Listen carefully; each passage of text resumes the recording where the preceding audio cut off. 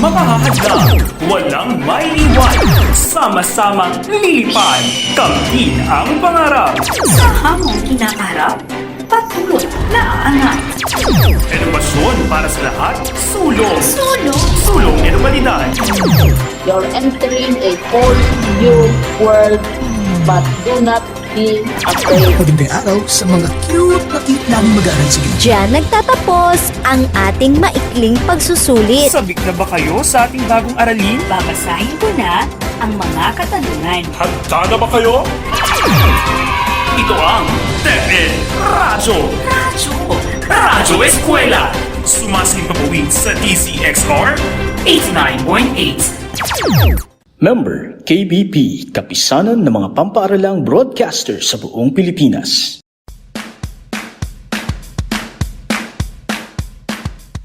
Magandang buhay mga mag-aaral. Ako si Ginang Ruth D. Tumlao. Maaari niyo akong tawaging Ma'am Ruth. Ako ang inyong guro sa Radyo Eskwela sa Edukasyon sa Pagpapakatao 10. Ikinagagalak kong makasama kayo sa oras na ito. Magsama-sama tayo para sa isang makabuluhan at masayang pag-aaral.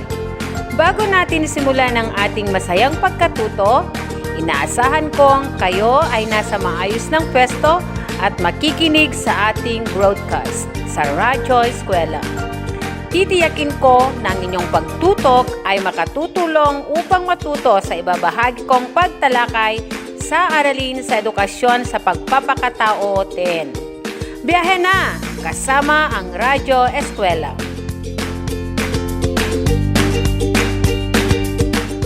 Tayo na sa Radyo Eskwela. Tayo na!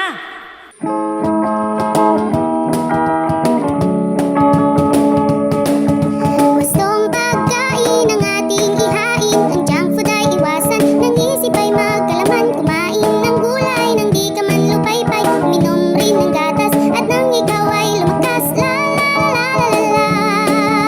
Kumain ng sagana at nang ikaw ay sumigla. Kumain ng wasto para isip ay maging listo. Isang paalala mula sa himpilang ito.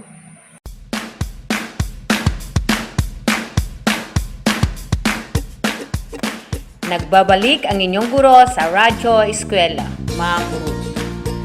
Ang ating leksyon ngayong araw na ito ay patungkol sa isip at kilos loob. Pagkatapos mapakinggan ang episode na ito, ay inaasahang matutukoy ninyo ang mataas na gamit at tunguhin ng isip at kilos loob. At makikilala ninyo ang inyong mga kahinaan sa pagpapasya at makagagawa ng mga konkretong hakbang upang malagpasan ang mga ito. Natutunan ninyo noong kayo ay nasa ikapitong baitang na ang tao ay natatanging nilikhang nabubuhay sa mundo. Ano ba ang nagpapabukod tangi sa tao sa ibang nilikhang may buhay upang makamit niya ang layunin ng pagkakalikha sa kanya bilang tao? Tama! Sa kanyang pag-iisip, pagpapasya at pagkilos, nagiging bukod tangi ang tao.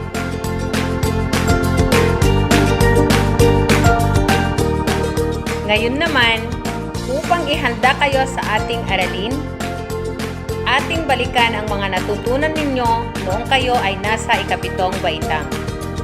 Sagutin ang gawain sa ikaapat na pahina na may kinalaman sa nilikhang may buhay sa mundo. Magbahagi ng dalawang pagkakatulad at pagkakaiba ng tatlong nilalang na may buhay. Ang tatlong nilalang na may buhay ay ang halaman, hayop at tao. Isulat sa ikalawang hanay ang pagkakatulad at ang pagkakaiba sa ikatlong hanay.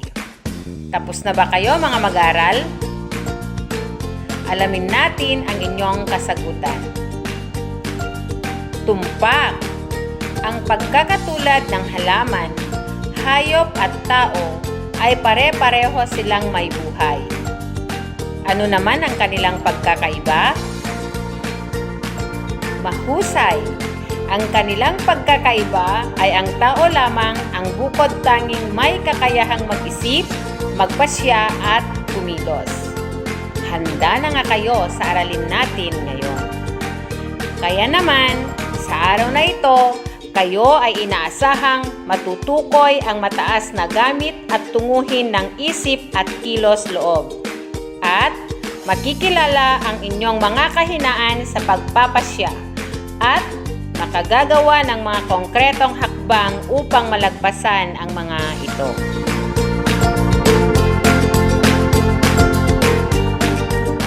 Ngayon naman mga mag-aaral, nais kong kunin ninyo ang inyong mga module at gawin natin ang unang gawain.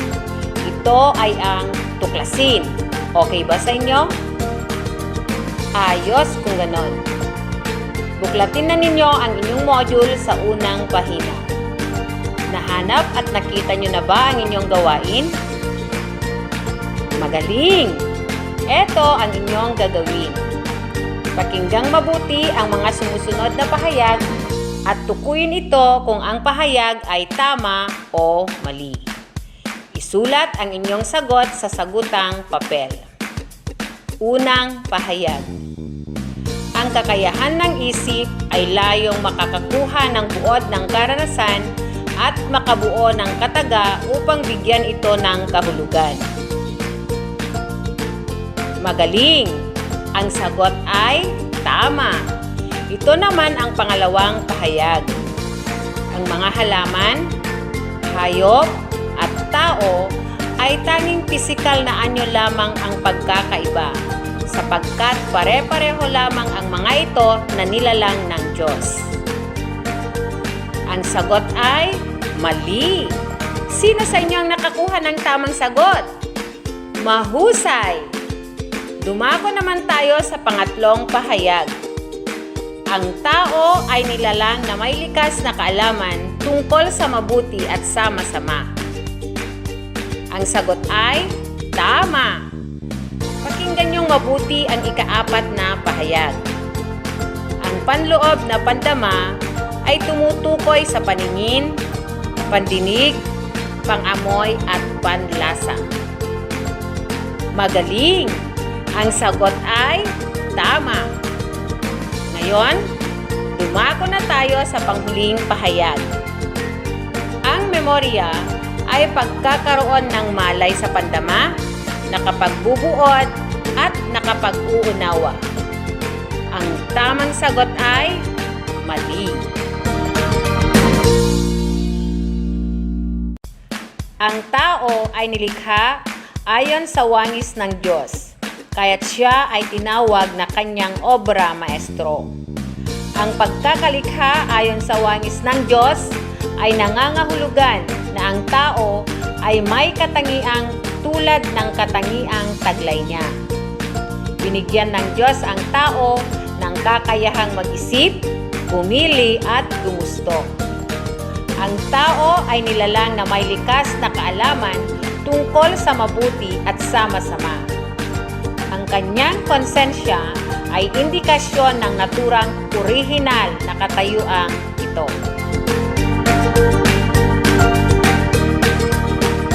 Ano ang kakayahang taglay ng tao?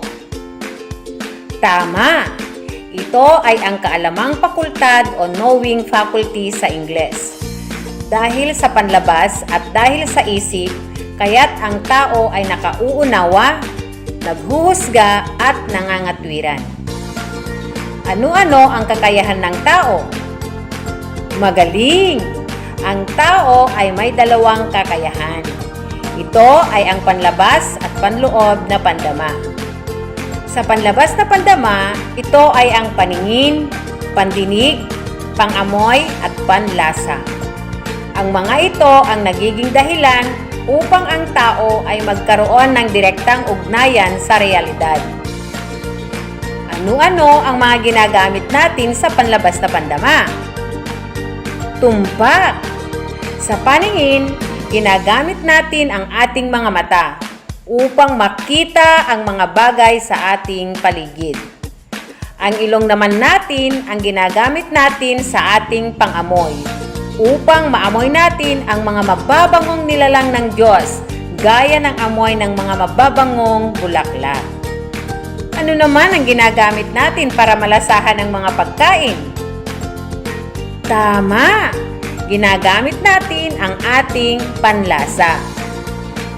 Ano naman ang ginagamit natin kung gusto nating makinig ng iba't ibang tunog sa ating paligid? Magaling! Ginagamit natin ang ating tainga upang makinig.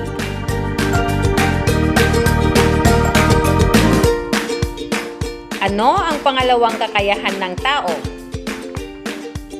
Tumpak. Ito ay ang panloob na pandama.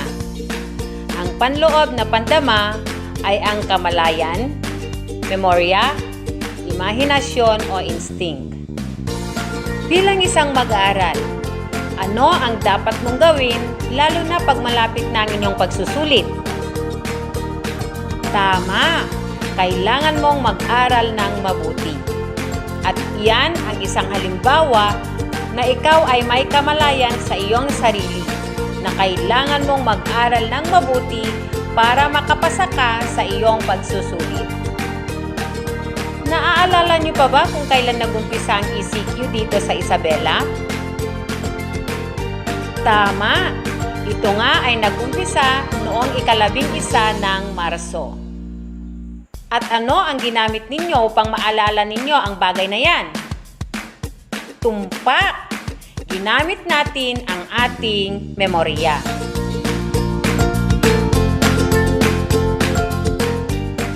Nasasalamin mo ba ang iyong sarili na ikaw ay isa ng matagumpay na negosyante at nagmamay-ari ng establishmento? Kung ganon, ginamit mo ang iyong imahinasyon. Naranasan mo na bang umuwi sa gabi? Parang nararamdaman mo na may sumusunod sa iyo. Dahil doon, ikaw ay mabilis na tumakbo. Yan ang tinatawag na instinct, na kung saan tayo ay may kakayahan na maramdaman ang isang karanasan at tumugon nang hindi dumadaan sa katwiran. Inyong module sa 7 pahina, ipinakita ni Esteban ang spiritual at material na kalikasan ng tao. Na ang tao ay may material o katawan, at spiritual o kaluluwa o rasyonal na kalikasan ng tao. Sa pangkaalamang fakultad, ang kalikasan ng tao na material ay nakapaloob ang panlabas na pandama at panloob na pandama, na kung saan ginagamit natin ang ating emosyon. Samantalang ang espiritual na kalikasan ng tao sa pangkaalamang fakultad ay nakapaloob ang ating isip at ginagamit natin ang ating kilos-loob. Ano-ano ang mga kakayahan ng ating isip? Tama! Ang ating isip ay may kakayahang magnilay o magmuni-muni, nakauunawa, may kakayahang mag-abstraksyon at makabubuo ng kahulugan at kabuluhan ng bagay. Ano-ano naman ang kakayahan ng ating kilos-loob? Tumpak!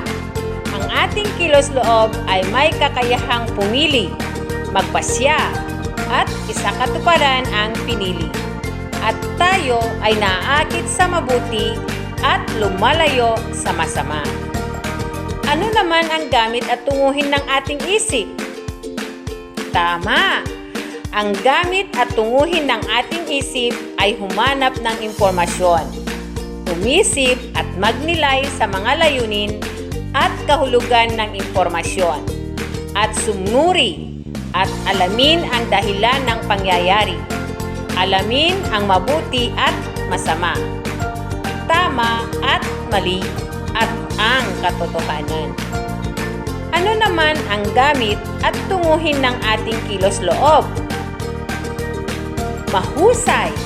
Ang gamit at tunguhin ng ating kilos-loob ay malayang pumili ng gustong isipin o gawin, umasa o maghanap, mawili, humilig sa anumang nauunawaan ng isip, at maging mapanagutan sa pagpili ng aksyong makabubuti sa lahat. Alam natin na ang hayop at tao ay may pagkakatulad. Una, sila ay parehong mga nilalang na may buhay. Ikalawa, may natatanging pangangailangan ang tao at hayop. Ito ay ang pagmamahalan sa isa't isa. At pangatlo, tayo ay parehong may kakayahang magparami. Ano naman ang pagkakaiba natin sa mga hayop? Tama! Tayo ay may isip upang alamin ang diwa at buod ng isang bagay. Tayo rin ay may puso upang makaramdam ng emosyon at kilos loob na magpasya at isakatuparan ang ating pinili. Ito ang dahilan kung bakit tayo natatangi at naiiba sa ibang nilikhang may buhay. Ayon sa aklat ni Esteban na Education ng Values, ang isip ng tao ay may spiritual na kakayahan, ang intellect at will. Alam niyo ba kung anong pagkakaiba ng intellect at will ayon sa tunguhin nito? Sakto! Ang intellect ay nauukol sa tungkuling mag-isip at kumilos, samantalang ang will ay ukol sa kakayahang pumili. Samantalang ang intellect o isip, ayon sa hangarin o layunin, ay kakayahang malaman ang isang bagay. At ang will naman o kilos loob, ayon sa hangarin o layunin, ay kakayahang pumili. Sa kaganapan ng tao, ang isip ay may kakayahang alamin ang katotohanan. Sa kilos loob, ito ay kakayahang alamin ang kabutihan. Ang isip, ayon sa highest human fulfillment, ay karunungan upang umunawa. Samantalang sa kilos loob, ito ay kabutihan bilang virtud o virtue at pag-ibig o love. Ngayon naman, mangyaring pakilabas ng inyong mga sagutang papel at atin nang sasagutin ang mga katanungang nakasaad sa 9 na pahina. Handa na ba kayo? Maganda kung ganon. Mula sa naging talakayan natin, kumpletuhin ang mahalagang konsepto tungkol sa isip at kilos loob. Piliin ang mga sagot sa kahon at isulat ito sa inyong sagutang papel. Maya-maya lamang ay ating aalamin ang tamang kasagutan sa mga tanong pagkatapos mapakinggan ang isang paalala.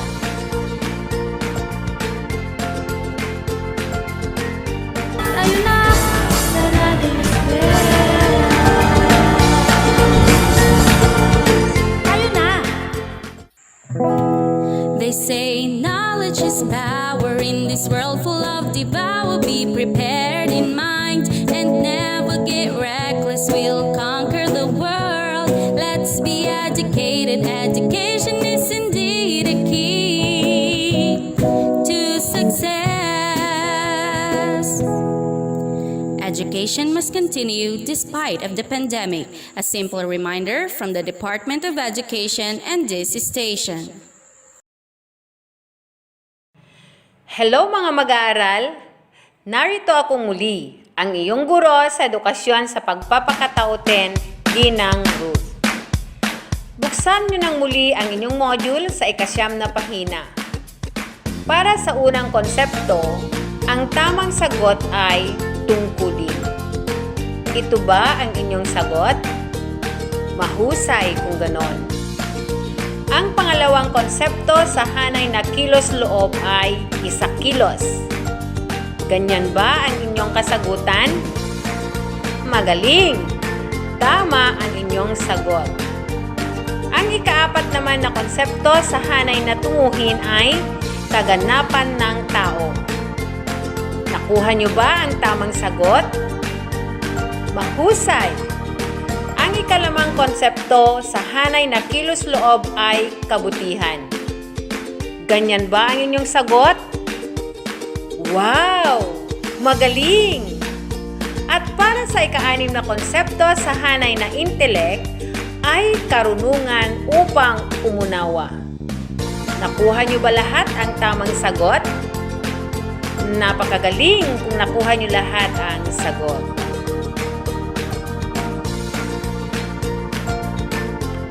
Maalala niyo pa ba kung ano ang pagkakapareho at pagkakaiba ng tao sa hayop? Tama! Sila nga ay parehong may buhay. Ngunit ang tao ay may kakayahang mag-isip. Tayo rin ay may puso upang makaramdam ng emosyon at kilos loob na magpasya at isakatuparan ang ating pinili. Ano-ano naman ang kabuuang kalikasan ng tao? Magaling! Ang kabuuang kalikasan ng tao ay material at espiritual. Ngayon naman, atin nang tayahin ang inyong kaalaman tungkol sa katatapos nating talakayan. Pakibuksan ang inyong module sa ika-13 pahina. Para sa unang bahagi, basahin at unawain ang mga sumusunod na pahayag. Tukuyin kung ang pahayag ay tama o ito ay mali. Isulat ito sa inyong sabutang papel. Unang pahayag. Ang tao ay nilalang na may likas na kaalaman tungkol sa mabuti at sa masama. Tumpak. Ang sagot ay tama. Para sa ikalawang pahayag. Ang mga halaman, hayop at tao ay tanging pisikal na anyo lamang.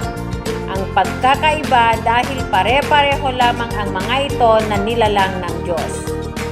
Ano ang inyong sagot? Magaling! Ang sagot ay mali. Ito naman ang pangatlong pahayag. Ang memorya ay pagkakaroon ng malay sa pandama, nakapagbubuod at nakapag-uunawa. Mali ba ang inyong sagot? Mahusay kung ganon. Mali nga ang sagot. Handa na ba kayo para sa pang-apat na pahayag? Ito na ang pang-apat na pahayag. Ang kakayahan ng isip ay layong makakuha ng buod ng karanasan at makabuo ng kataga upang bigyan ito ng kahulugan. Tama ba ito o mali? Magaling! Ang sagot nga ay tama. Para sa panghuling pahayag, ang panloob na pandama ay tumutukoy sa paningin, pandinig, pangamoy at panlasa. Ano ang iyong sagot? Magaling kung ganon. Mali nga ang tamang sagot sa ikalimang pahayag.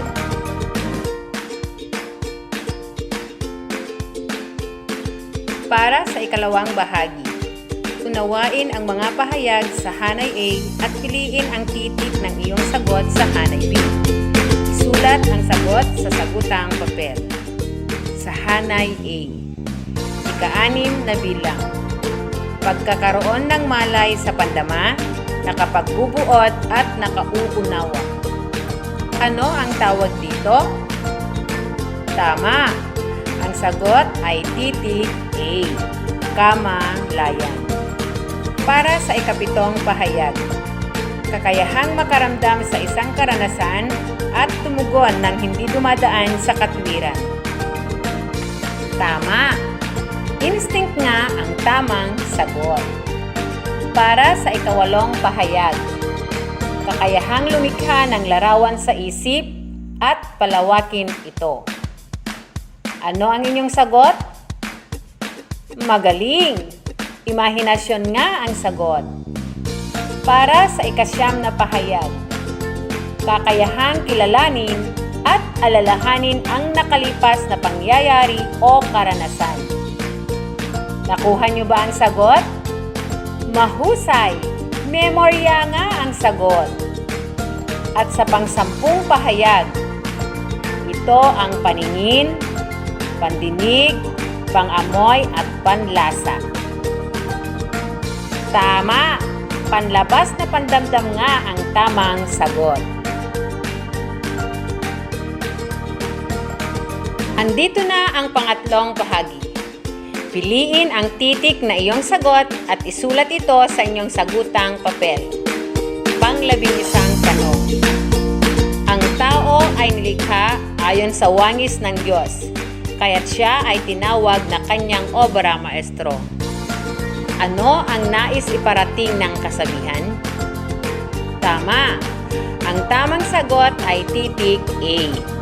Ang tao'y may katangiang tulad ng katangiang taglay niya.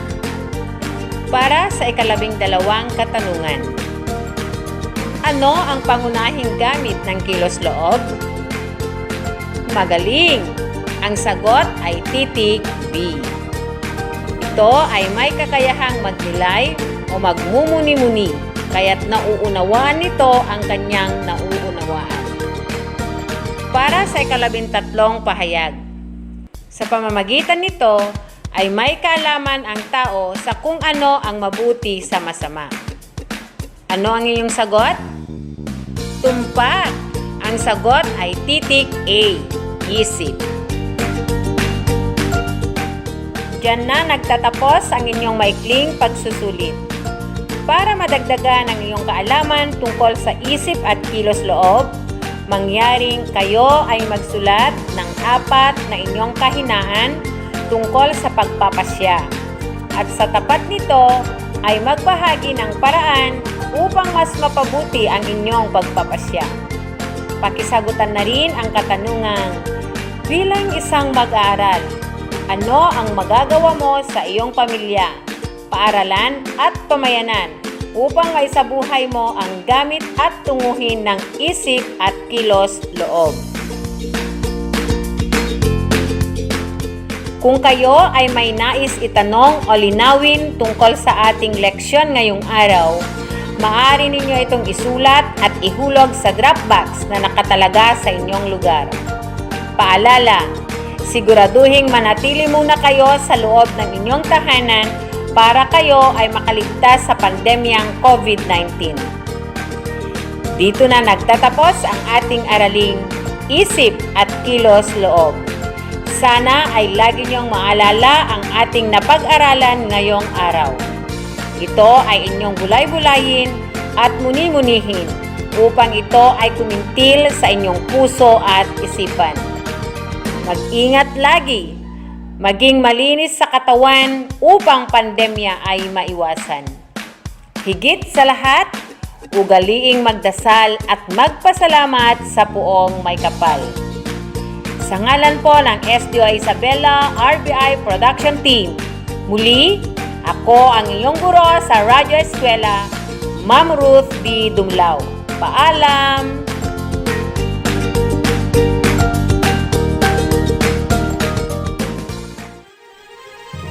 Patuloy ang edukasyon para sa ating henerasyon. Sa daan ng pagkatuto ay walang may iwan.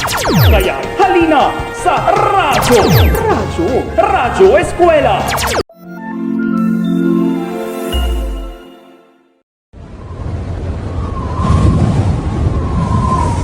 Naku, ang lakas na ng hangin. Paparating na ata talaga ang bagyo. Mabuti na lang, nakita ko ang listahan ng mga dapat ihanda kanina sa Facebook ng DepEd. Ito ay ang tubig, pagkain, ID card, mahalagang dokumento, flashlight at baterya, posporo at lighter, first aid kit, kutsilyo, radyo, kumot, banig, lubid, gamit panligo, at ilang mga damit. Tawagin man kami para sa agarang paglikas, handang-handa kami. Maging handa sa anumang sakuna. Isang paalala mula sa Kagawaran ng Edukasyon at ng himpilang ito.